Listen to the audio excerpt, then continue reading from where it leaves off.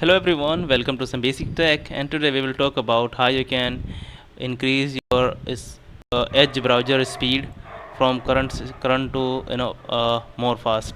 So you just need to simply disable some of features that is pre-enabled in Edge browser. So let's do it and fix it without wasting our single minute. Okay. So first of all, you just need to open a Edge browser and simply just open any tab, and you see settings right side upper corner, and just click on it. Once you click, you will see a lot of options are already enabled. So promote links, so all the links are showing everything in your main page, that is showing whenever you are opening a new tab. So just click everyone to stop, and background, theme, weather, everything.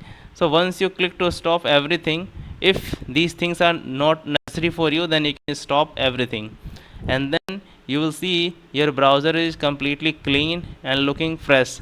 So whenever you click to open new tab, it will open without any reflection. So it will take, I mean, nothing much time. It may take only single second or something, rather than loading the entire page and showing everything.